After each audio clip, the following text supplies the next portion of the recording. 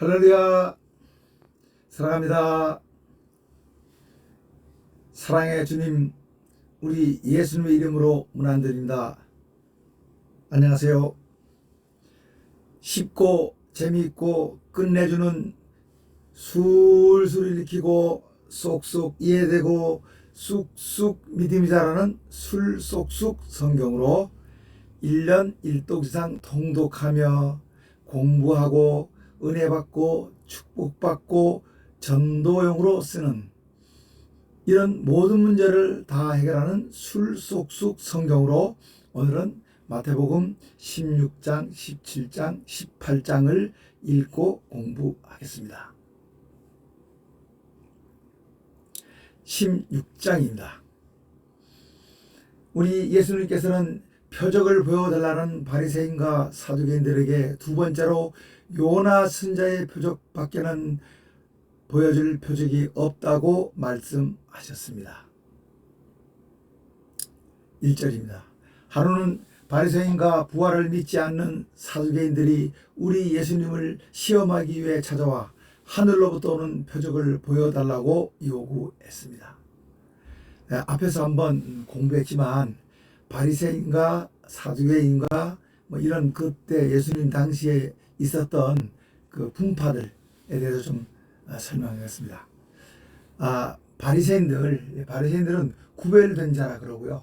사두개인들은 의로운 자들이라 그러고 에세네파는 거룩한 자라 그러고 또 이 열심당원은 AD 1세기에 있었는데 민족주의자입니다.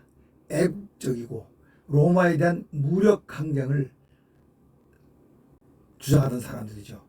여러분들이 잘 아는 마사다 항쟁, 마사다 항쟁에서 960명이 최후에 자살하는 그런 아주 민족적, 애국적 그런 세력이었습니다. 그 다음에 여기 헤롯당. 헤롯당은 헤롯 왕으로부터 후원을 받으며 그를 지지하는 비종교적 친로마주의적 자들입니다. 로마주의자들. 자, 그러면 이제 대표적인 종교적인 내용은 세 사람인데요. 세 파인데 바리새인과 사두개인과 에세네파입니다. 먼저 에세네파는 현실에서 도피해 금욕주의적으로 살며 은둔 생활을 했습니다. 대표적인 공동체가 쿰란 공동체인데 여기서 1947년에 사회 사건이 나왔습니다. 바리새인들은 성전 예배보다는 회당 중심, 율법주의 경건주의자입니다. 그런데 사두개인들은 뭡니까? 성전 중심. 그러니까 종교 권력자들이라고 볼 수 있겠죠. 그렇죠? 그래서 이 바리새인들은 율법주의 경건주의자로서 613개 계율을 만들어 놓고 지키는데 긍정 계율이 248, 부정 계율이 365, 합 613개 계율입니다. 헬레니즘으로부터 유대 전통을 지키려고 노력하는 사람들이었고요. 사두개인들은 다윗왕 때 아주 훌륭한 사독 제사장의 후손들로 제사장들로 성전 중심 세족 현실주의자입니다. 모세 오경만 인정하고 부활, 천사, 사후 심판 등을 믿지 않았다고 합니다. 그렇던 사람들이 어떻게 이렇게 또 마카비 시대에는 이 사두개인 이 중심이 돼가지고 이 바리새인을 갖다가 한 6,000명을 죽이는 학살이 있었습니다. 그래서 아주 견원지간인데 여기 우리 예수님을 그 시험하고 괴롭힐 때는 또 이렇게 의기가 투합이 됐네요. 시체마다 동상이 맞아버렸습니다. 나쁜 일을 할 때는 이렇게 아마 악의 세력들이 뭉칩니다. 1절부터 다시 읽겠습니다. 하루는 바리새인과 부활을 믿지 않는 사두개인들이 우리 예수님을 시험하기 위해 하늘로부터 오는 표적을 보여달라고 요구했습니다. 둘이 아주 앙숙인데 뜻을 합쳤네요. 2절입니다. 그래서 우리 예수님께서는 여러분은 저녁 때 하늘이 붉은 것을 보고 내일은 날씨가 좋겠다라고 하고 아침에 하늘이 붉고 흐린 것을 보고는 오늘은 날이 굳겠다라고 말하지 않나요? 여러분들은 날씨는 분별할 줄 알면서 어찌하여 시대의 표적은 분별하지 못하십니까? 악하고 음란한 세대가 표적을 구하지요. 그건 여러분들에게 제가 보여줄 표적은 요나 선자의 표적밖에 없습니다고 말씀하시고 그들을 떠나가셨습니다. 자, 요나 선자의 표적이 뭡니까? 요나 선지자가 물고기 뱃속에 들어가서 3일 동안 있었죠. 하나님께서 니느웨에 가서 니느웨 멸망을 선포하고 회개시키라고 했는데 그걸 못마땅하게 생각하고 다시스 스페인으로 가는 배를 타고 도망가다가 하나님이 풍랑을 일으켜 배에 어떻게 합니까? 고통을 주자 재미 뽑아서 원인을 찾아보니까 요나가 걸려서 결국 요나가 어떻게 합니까? 우리 심청전에 바다에 던져지지요. 그래서 물고기 뱃속에서 3일간 있습니다. 예수님은 이 3일간을 은유적으로 말씀하셨습니다. 바로 우리 예수님께서 십자가에 달려 돌아가신 후 무덤 속에 3일 계시는 그것과 이렇게 매치 연결을 시켰습니다. 그 요나가 물속에서 나오듯이 우리 예수님도 땅속에서 죽음을 이기시고 부활하시겠다는 말씀을 하시는 겁니다. 그리고 그 3일 동안에 어떻게 합니까? 지옥에 가셔서 죽음을 이기셨다는 것을 선포하시면서 부활을 알리는 그 표적입니다. 우리 예수님께서는 벌써 지금 우리가 마태복음 16장을 공부하는데요. 12장에서 요나의 표적에 대해서 한번 말씀하셨습니다. 우리 예수님께서는 제자들에게 바리새인과 사두개인의 누룩을 조심하라고 말씀하셨습니다. 5절 제자들은 갈릴리 호수 건너편에 도착해서야 떡을 갖고 오지 않은 것을 알았습니다. 6절 우리 예수님께서는 제자들에게 삼가 바리새인과 사두개인들의 누룩을 주의하라 라고 말씀하셨습니다. 7절 이 말씀을 들은 제자들은 마음속으로 선생님께서 우리가 깜빡하고 떡을 가져오지 않은 것을 아시고 이렇게 말씀하시는구나 라고 생각했습니다. 이에 우리 예수님께서는 제자들의 속마음을 아시고 너희들 믿음이 작구나. 어찌하여 너희들은 떡을 가지고 오지 않은 것을 말하느냐. 9절 너희는 아직도 깨닫지 못하느냐. 떡 5개로 5,000명을 먹이고 남은 것이 몇 광줄이었으며 떡 7개로 4,000명을 먹이고 남은 것이 몇 광줄이었느냐. 어찌하여 너희들은 아직도 내가 떡에 대해 말하는 것으로 생각하느냐. 오직 바리새인과 사두개인들의 누룩을 주의하라 라고 다시 말씀하셨습니다. 12절 그제서야 제자들은 우리 예수님께서 말씀하신 것은 떡의 누룩이 아니라 바리새인과 사두개인들의 거짓 교훈을 조심하라는 뜻인 것을 깨달았습니다. 베드로 사도가 우리 성령님의 감동으로 우리 예수님을 살아계신 우리 하나님의 아들 그리스도라고 고백했습니다. 이 고백으로 큰 칭찬을 받고 베드로 위에 교회를 세우겠다는 축복을 받습니다. 13절 보시겠습니다. 우리 예수님께서 가이사랴 빌립보 지방에 가셨을 때 제자들에게 사람들이 인자를 누구라고 말하냐고 물으셨습니다. 인자는 우리 예수님 당신을 말하죠.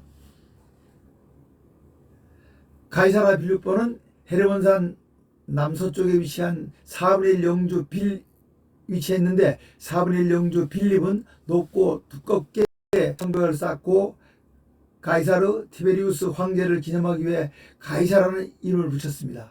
그렇기 때문에 유대에 있는 가이사랴와는 다릅니다. 14절 이에 제자들이 어떤 사람들은 세례 요한이라 말하고 어떤 사람들은 엘리야 선자라 말하고 어떤 사람들은 예레미야 선자 같은 선자 중 한 사람이라고 말합니다라고 대답했습니다. 이에 우리 예수님께서는 제자들에게 그러면 너희는 나 곧 인자를 누구라고 생각하느냐? 너희는 나 곧 인자를 누구라고 생각하느냐? 제자들에게 묻었습니다. 16절입니다. 이때 시몬 베드로가 제일 먼저 주님께서는 그리스도시고 살아계신 하나님의 아들입니다 라고 대답했습니다. 그리스도, 살아계신 아들, 그리스도는 메시아 구세주죠. 우리 예수님에 대해서 정확히 말했죠. 17절 베드로의 이 대답을 들으신 우리 예수님께서는 바요나 시몬아 내가 복이 있다. 이를 내게 알게 한 것은 혈육이 아니고 하늘에 계신 내 아버지시다. 18절 나는 너에게 말한다. 너는 베드로 반석이다. 내가 이 반석 위에 내 교회를 세울 것이다. 하데스 지옥의 권세가 내 교회를 이기지 못할 것이다. 자, 베드로의 이름 뜻은 반석인데 바로 그 반석 위에 교회를 세운다고 성경에서 처음 이제 교회란 말이 나옵니다. 처치죠. 교회를 세우겠다. 그래서 그런지 어떻게 됩니까? 우리 베드로 사도가 일대 교황이 되죠. 일대 교황이. 근데 그때까지는 좋았는데 그 이후에 시간이 가면서 이제 타락이 돼가지고 나중에 면죄부도 팔고 하나님 뜻에 배반해서 이제 1517년 마르틴 루터에 의해서 종교 개혁이 이루어집니다. 반석은 우리 예수님을 상징합니다. 예수님께서 구약시대에 아무도 몰랐던 교회에 대해서 처음 말씀을 하셨습니다. 교회. 그럼 교회가 뭡니까? 교회는 영어로는 우리가 처치로 다 알고 있죠. 에클레시아. 라틴어는 에클레시아라 합니다. 이 에클레시아 뜻은 부르심을 받은 사람들의 모임. 우리가 교회를 다니고 있죠. 바로 우리가 부르심을 받은 사람입니다. 택함 받은 사람들입니다. 다른 뜻으로는 의회, 민회, 뭐 이런 뜻이죠. 사도 바울이 처음 사용했고요. 예수 그리스도의 몸, 피로 씌우신 제단을 말합니다. 예수 그리스도의 신부, 교회는 예수 그리스도의 신부라고 하죠. 또 휴거의 대상입니다. 교회당, 예배당, 회당 이건 건물을 말하고 교회는 예수님의 부르심을 받아 모인 사람들의 무리, 그 무리가 교회입니다. 부름받은 사람들의 모임, 예수 그리스도의 신부입니다. 이 교회의 머리가 누굽니까? 우리 예수님입니다. 19절입니다. 그리고 내가 천국 열쇠를 내게 줄 것이다. 내가 무엇이든지 땅에서 매면 하늘에서도 매일 것이고 내가 무엇이든지 땅에서 풀면 하늘에서도 풀릴 것이다 라고 축복의 말씀을 하셨습니다. 얼마나 큰 축복입니까?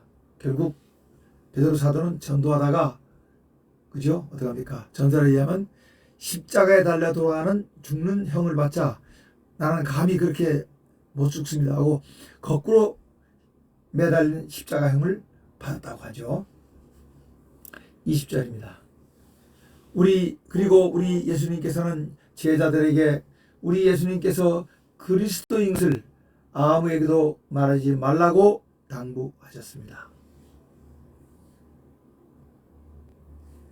우리 예수님께서 처음으로 죽으시고 부활하실 것을 이제 말씀하십니다.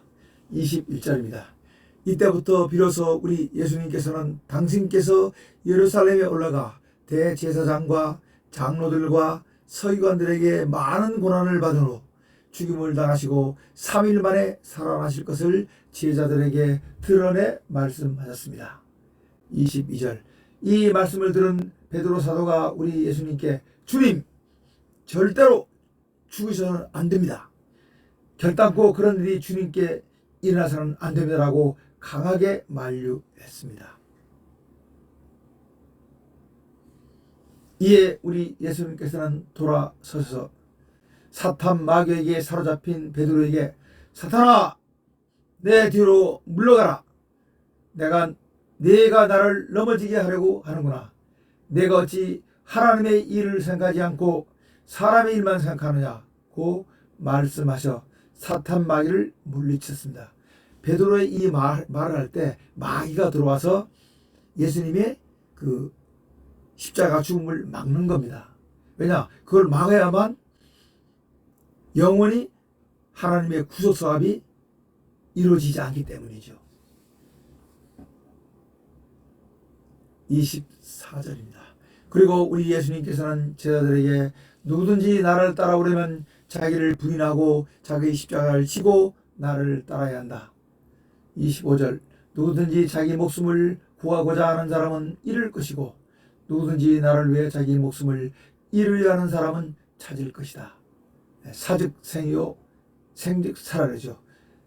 죽고자 하면 살 것이요 살고자 하면 죽을 것이다. 만약 사람이 온 세상을 얻고 자기 목숨을 잃으면 무슨 소용이 있겠느냐. 사람의 목숨을 대신할 것은 아무것도 없다. 27절입니다. 인자가 아버지의 영광 속에 그 천사들을 거느리고 올 것이다. 얼마나 멋지십니까? 인자가 아버지의 영광 속에 그 천사들을 거느리고 올 것이다. 우리 주님의 재림을 말씀하시죠. 재림. 우리는 재림신앙을 가지고 있죠. 부활신앙을 가지고 있는 것처럼 재림신앙을 갖고 있습니다. 인자는 그때 각 사람이 행한 대로 갚아줄 것이다. 28절입니다. 나는 너에게 진정으로 말한다. 여기 서 있는 사람 중에 죽음을 맛보지 않고 인자가 왕국을 가지고 오는 것을 볼 사람도 있을 것이라고 말씀하셨습니다. 참 어려운 말씀이죠, 그죠? 여기 서 있는 사람 중에 죽음을 맛보지 않고 죽지 않는다는 뜻일까요? 어려운 말씀입니다. 인자가 우리 예수님께서 왕국을 가져온다. 제가 이 마태복음을 시작할 때 말씀드렸죠. 이 마태복음의 그 관점은 유대인의 왕으로 오신 우리 예수님이겠죠. 그래서 in his kingdom, 그분의 왕국이죠. kingdom of heaven, 하늘의 왕국. 결국 이 왕국은 폭력에 의해서 이루어지지 않죠. 그 폭력이 바로 뭡니까? 대제사장, 서기관, 장로들, 유대민족과 그리고 외국인 세력인 로마가 합쳐서 우리 예수님을 십자가 달아서 죽이면서 왕국을 무산시킵니다. 그런 여기에서 뭡니까? 우리 예수님께서는 다시 오실 그 재림 때 인자가 가지고 오는 왕국을 말씀하시는 것 같습니다. 그런데 죽기 전에 하나님 나라를 볼 자다. 매우 어려운 말씀인데 아마 예수님께서 깊은 뜻으로 하신 말씀 같습니다. 도마서에 제가 보니까 거기도 이런 말씀이 나오더라고요. 이거 우리가 기도하면서 찾아봐야 할 뜻입니다. 17장입니다. 우리 예수님께서는 영광스러운 모습으로 변화하신 것을 세 제자들에게 보여주셨습니다. 1절 6일 후 우리 예수님께서는 수제자 베드로와 야고보와 그의 동생 요한을 데리시고 높은 산에 올라가셨습니다. 이 높은 산은 헤르몬 산이라고 얘기하고 어떨 때는 뭐 다볼산이라고 얘기하는데 헤르몬 산이라는 설이 더 설득력이 있다고 합니다. 누가복음 9장 8절에는 6일 후가 아니라 8일 후라 되어 있더라고요. 뭐 이런 정도 차이는 별 문제 되지 않겠죠. 2절입니다. 그것에서 우리 예수님께서는 세 제자가 보는 앞에서 변형되셔 얼굴은 해와 같이 빛나고 옷은 빛과 같이 희어지었습니다. 3절 그때 세 제자는 모세님과 엘리야님이 나타나 우리 예수님과 더불어 대화하는 것을 봤습니다. 이 황홀한 장면을 본 베드로 사도는 우리 예수님께 주님, 우리는 여기 있는 것이 좋습니다. 그러하니 만약 주님께서 원하시면 제가 여기에 하나는 주님을 위하여, 하나는 모세님을 위하여, 하나는 엘리야님을 위하여 초막 3개를 짓겠습니다라고 말할 때 5절 갑자기 빛난 구름이 우리 예수님과 모세님과 엘리야님을 덮더니 구름 속에서 이는 내가 사랑하는 아들, 내가 기뻐하는 자다. 너희는 그의 말을 들어라 는 소리가 들렸습니다. 6절 이 음성을 들은 제자들은 심히 들고 땅에 엎드렸더니 우리 예수님께서 오셔서 두려워하지 말아라 라고 말씀하시면서 세 제자들의 어깨를 두드려 주셨습니다. 8절 제자들이 머리를 들어보니 오직 우리 예수님께서만 계시고 모세님과 엘리야님은 보이지 않았습니다. 9절 우리 예수님께서는 산에서 내려오시면서 세 제자들에게 인자가 죽은 자 가운데서 살아나기 전에는 지금 본 것을 아무에게도 말하지 말아라라고 당부하셨습니다. 자, 이것을 변화산 사건이라고 그러죠. 여기서 나타나신 분이 입니다. 4절에 모세님과 엘리야님이죠. 모세님은 율법을 대표하고 엘리야님은 예언자를 대표하는데 이 두 분이 요한계시록 13장 3절에서는 마지막 두 증인으로 나타납니다. 그리고 여기서 재밌는 게요. 세 제자 동행, 변화산에 회당장 야이로의 집에 겟세마네 동산 마지막 기도하러 가실 때 이때 세 제자를 동행시킵니다. 누굽니까? 베드로와 야고보와 요한입니다. 요한은 제자 중에 제일 어렸다 하고요. 예수님의 사랑을 많이 받았죠. 그런데 앞에서 우리가 한번 공부했죠. 야고보와 요한이 나중에 주님의 나라에서 좌우에 앉게 해달라고 요구하다가 같은 제자들한테 빈축을 사죠. 자, 이제 10절입니다. 우리 예수님께서는 세례 요한이 올 것이라고 예언된 엘리야라고 말씀해 주셨습니다. 10절 세 제자는 우리 예수님께 주님 어찌하여 율법학자들은 엘리야님이 먼저 올 것이라고 말합니까? 라고 여쭈었습니다. 이 엘리야가 먼저 온다는 얘기는 말라기 4장 5절 6절에 있습니다. 11절 이에 우리 예수님께서는 과연 그들의 말대로 엘리야가 먼저 와 모든 일을 회복해야 할 것이다. 그러나 나는 분명히 너희에게 말한다. 이미 엘리야가 왔지만 사람들이 그를 알아보지 못하고 함부로 대했다. 인자도 그와 같이 그들에게 고난을 받을 것이다 라고 말씀하셨습니다. 13절 그제서야 제자들은 우리 예수님께서 말씀하신 엘리야가 세례 요한이라는 것을 깨달았습니다.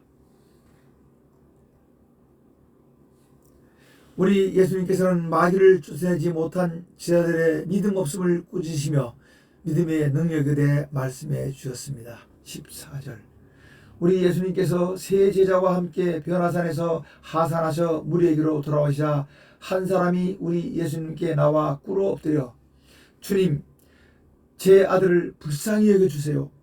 제 아들이 간질병으로 시험한 고통을 겪으며 불속과 물속에 자주 뛰어듭니다. 16절 주님 제가 주님의 제자들에게 제 아들을 고쳐달라고 했으나 제자들은 고쳐주지 못했습니다 라고 말했습니다. 17절 이 말을 들으신 우리 예수님께서는 믿음이 없고 패악한 세대여 내가 얼마나 너희와 함께 더 있어야 하며 얼마나 너희에게 참아야 하느냐 그 소년을 내게로 데리고 와라 라고 말씀하셨습니다. 제자들이 그 소년을 우리 예수님께 데려오자 18절입니다.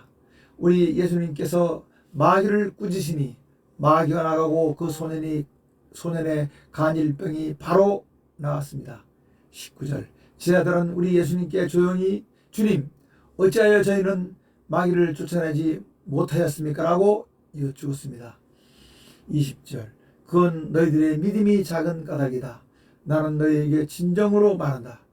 만약 너희에게 겨자씨 하나만한 믿음이라도 있으면 비록 산이라 하더라도 여기에서 저리로 옮겨져라고 명령하면 옮겨질 것이다. 이처럼 믿음은 너희에게 못할 것이 없게 한다 라고 말씀하셨습니다. 21절 개역 개정에는 없음이지만 다른 사본에는 이런 일은 기도와 금식 외에는 이룰 수 없다가 있습니다. 물론 이것이 없음 되어 있지만 개역 성경에는 아래다가 각주 이런 식으로 붙여놨습니다. 여기서 잠깐 설명할게요. 간질병입니다. 뇌전증이라고 그러죠. 뇌에 이상이 있어가지고 뇌 경변이나 손상 등의 요인으로 발작을 일으키는 병입니다. 참 저는 이 간질병에 대해서 너무나 잘 알고 있습니다. 그 이유가 제가 시골에 어릴 초등학교 다닐 때 살 때 바로 옆집에 간질병 환자, 저보다 한 6, 7살, 10살 정도 되는 위에 되는 형이 있었습니다. 참 착한 사람이었는데 어느 날 되면 막 쓰러져서 사지를 흔들면서 개품이 나고 그럽니다. 그때만 하더라도 뭐 장애인들 뭐 사람 취급했습니까? 참 그 집에서 짐승처럼 취급했었고요. 결국 나중에는 들은 바에 의하면 그 어떻게 철로에 가가지고 그 기차 그에 치여 죽었다는 소문을 들었고요. 제가 고등학교 교사를 할 때 여고에 있을 때입니다. 70년대 학생 중에 여학생 아이가 이 병이 있었어요. 수업 중에 막 발작을 합니다. 저는 처음에 굉장히 놀랐습니다. 그런데 아이들은 여러 번 봐가지고 놀라지도 않더라고요. 그래서 이제 아이들 얘기대로 해서 주물러주고 안정을 시키니까 한 어느 후에 잠자던 사람이 일어날 처럼 부시 일어나서 앉아서 공부했습니다. 이 아이가 자기가 그렇게 한 줄 모르더라고요. 그리고 이제 뭐 그 아이는 졸업해 나가는데 나중에 들으니까 결국 그 아이가 자기가 간질병 환자라는 걸 알고 자살했다 그러더라고요. 참 마음이 아픕니다. 우리 예수님께서 이런 병을 고쳐 주셨습니다.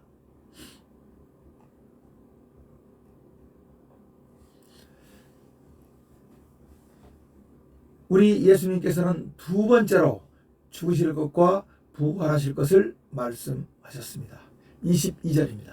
우리 예수님께서는 갈릴리에 계실 때 제자들에게 인자가 곧 사람들의 손에 넘겨져 죽임을 당하고 제3일에 살아날 것이라고 말씀하셨습니다. 이 말씀을 들은 제자들은 매우 걱정이 되고 마음이 많이 아팠습니다. 24절입니다. 우리 예수님께서 제자들과 함께 가버나움에 이르렀을 때 성전세를 거두는 사람들이 베드로 사도에게 와 너희 선생은 왜 반세겔의 성전세를 내지 않느냐고 따졌습니다. 이에 베드로 사도는 바칠 테니 좀 기다려 주시오라고 말하고 우리 예수님을 따라 집 안으로 들어갔습니다. 그런데 우리 예수님께서 먼저 아시고 시몬아 내 생각은 어떠하냐? 세상 임금들이 누구에게 국세와 관세를 받느냐? 자기 자녀들에게냐 다른 사람들에게냐고 물으셨습니다. 26절 이에 베드로 사도가 그야 물론 다른 사람들에게 받지요라고 대답하자 우리 예수님께서는 그렇다. 자녀들은 세금을 면제받음으로 내지 않아도 되듯 나는 성전 주인의 아들이므로 내지 않아도 된다. 27절 그러나 우리는 그들을 걸려 넘어지지 않게 해야 하므로 너는 바다에 나가 낚시를 던져 맨 먼저 잡혀 올라오는 물고기의 입을 벌려봐라. 그러면 그 물고기 입에 은전 한 입이 물려 있을 것이다. 그것을 가져다 나와 너의 몫의 성전세로 내라고 말씀하셨습니다. 자, 성전세가 얼마였나요? 여기 나오죠? 반세겔. 그죠?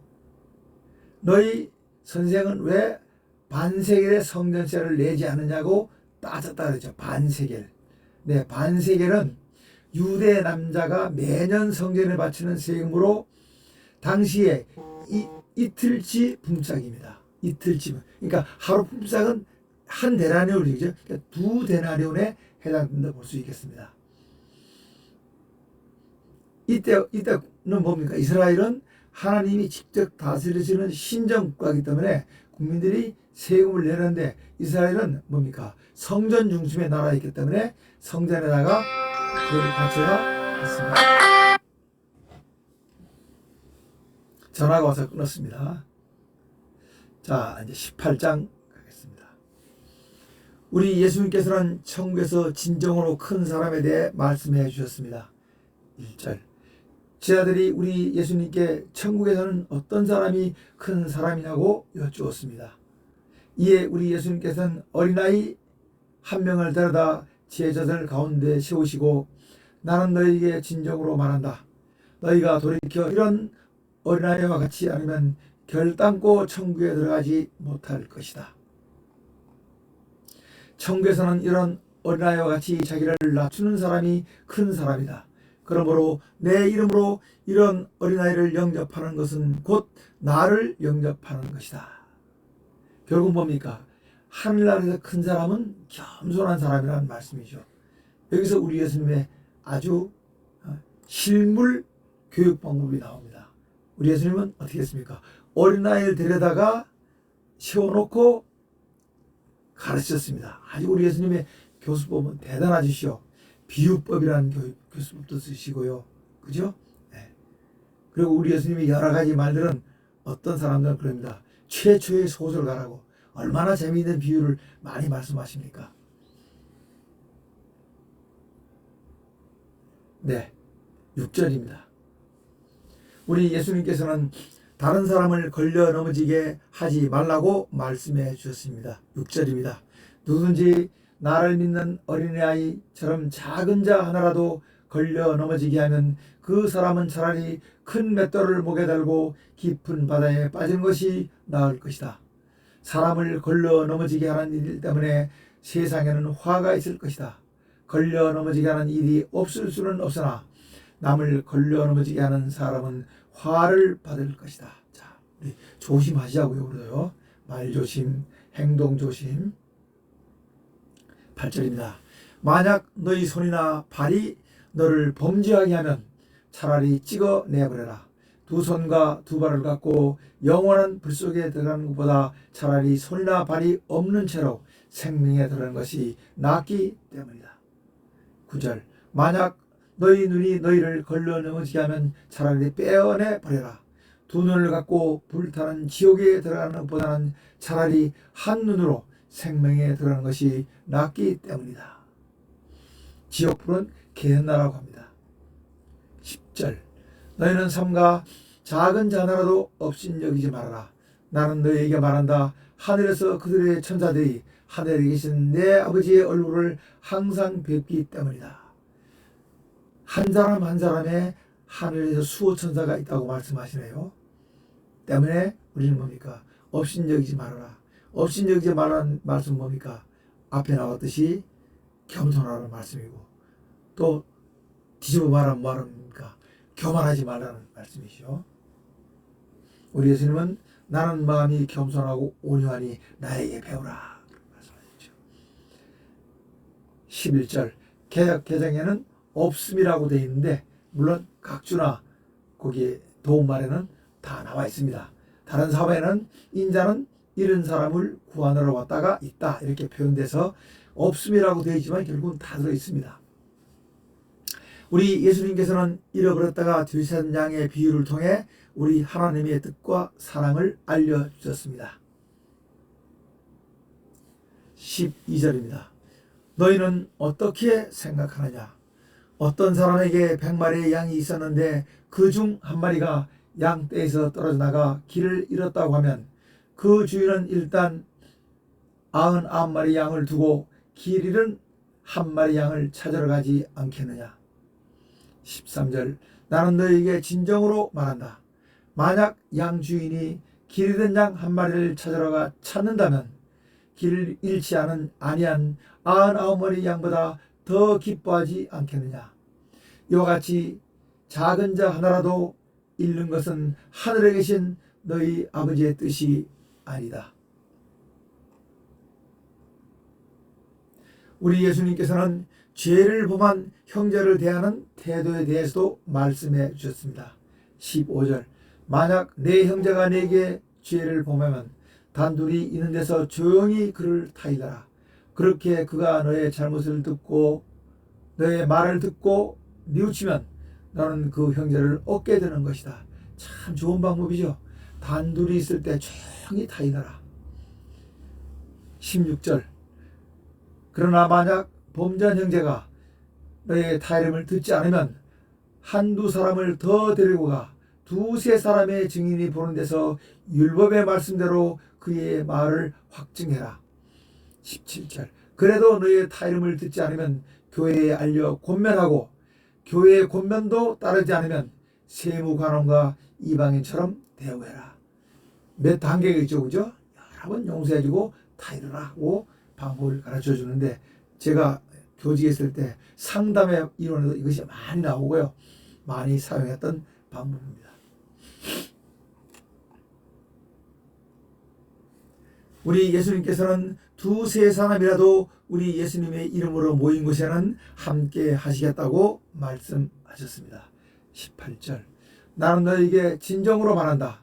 무엇이든지 너희가 땅에서 매면 하늘에서도 매일 것이고 무엇이든지 땅에서 풀면 하늘에서 풀릴 것이다. 나는 너희에게 진정으로 말한다. 땅에서 너희 두 사람이 합심해 무엇이든지 구하면 하늘에 계신 내 아버지께서 너희들이 구하는 것을 들어주실 것이다. 20절. 두세 사람이라도 내 이름으로 모인 곳에는 나도 너희와 함께 할 것이다 라고 말씀하셨습니다. 두세 사람이라도 예수님의 이름으로 모인 곳에 예수님께서 함께 하시겠다고 그랬습니다. 바로 여기가 교회입니다. 자, 쉽게 말하면 우리가 두세 사람 가족교회, 가정교회도 있을 수 있죠, 그죠? 우리가 가정예배 드리고 가정예배 드리고. 우리 예수님께서는 비록 죄를 지었지만 그 형제의 죄를 몇 번이고 용서해 주라고 말씀하셨습니다. 21절. 우리 예수님의 말씀을 들은 제자 베드로가 주님, 만약 형제가 우리에게 죄를 범하면 몇 번까지 용서해 주는 것이 좋겠습니까? 7번까지 용서해 주면 됩니까? 라고. 자, 22절. 우리 예수님께서는 7뿐만이 아니라 7번씩 70번이라도 용서해 줘라. 7번뿐만 아니라 7번씩 70번까지도 용서해 줘라. 대단한 용서죠, 그죠? 우리 예수님은 그런 분이십니다. 횟수로 말하면 뭡니까? 7번씩 70번이니까 490번이 되네요. 490은 또 뭐가 됩니까? 네, 숫자가 공교롭게 다니엘의 71회가 됩니다. 490년. 23절입니다. 천국은 마치 그 종들과 결산하는 왕과 같아. 먼저 어떤 왕에게 1만 달란트를 빚졌으나 갚을 능력이 없어 갚지 못하는 종이 왕 앞에 불려갔다. 왕은 그 종에게 너의 몸과 아내와 자식들과 모든 소유를 갚아라. 내 빚을 갚아라. 라고 명령했다. 그랬더니 그 종이 엎드려 절하며 전하, 제게 조금만 더 참아주세요. 그러면 제가 곧 다 갚겠습니다. 라고 읍수했다. 이에 왕은 그 종을 불쌍히 여겨 그의 모든 빚을 탕감해주고 방면해 주었다. 다 없애주고 풀어줬다는 얘기죠. 탕감, 방면. 28절. 그런데 반전이 생깁니다. 그런데 왕으로부터 많은 빚을 탕감받은 종은 자기에게 100데나리온 빚진 친구를 찾아가 그의 멱살을 잡고 빨리 내 빚을 갚아라 라고 독촉했다. 그 친구가 엎드려 친구야, 조금만 참아줘라. 그러면 내가 곧 다 갚을게 라고 애걸했지만 30절. 그 종은 친구의 청을 거절하고 빚진 친구를 감옥에 보냈다. 이것을 본 사람들이 이것을 왕에게 다 고하지 않았겠느냐. 32절. 이에 왕은 다시 1만 달란트 빚을 탕감받은 종을 불러다가 이 악한 사람아, 내가 내게 간절히 빌었으므로 내가 내 빚을 전부 탕감해주고 방면해주지 않았느냐. 그러면 너도 내가 너를 불쌍히 여김과 같이 내 친구를 불쌍히 여겨야 마땅하지 않느냐고 질책하고 그 악한 종이 빚을 다 갚을 때까지 감옥에 보냈다. 35절.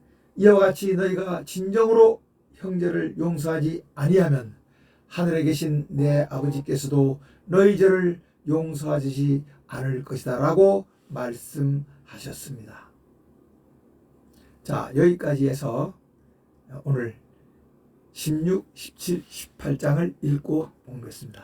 다음 시간에는 19장에서 21장까지를 읽고 공부하겠습니다. 다음 시간까지 늘 기쁘시고 건강하시고 편안하시고 행복한 생활 하십시오. 그리스도인으로 승리하기 바랍니다. 샬롬.